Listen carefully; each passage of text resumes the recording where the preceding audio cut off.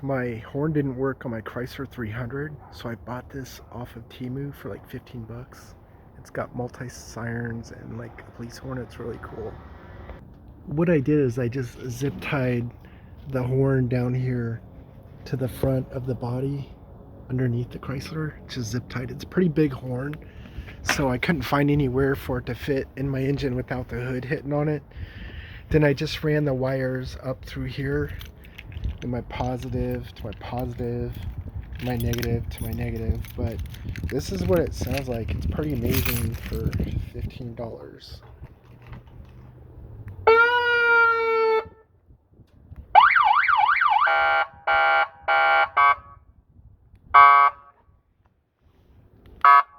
It's super loud.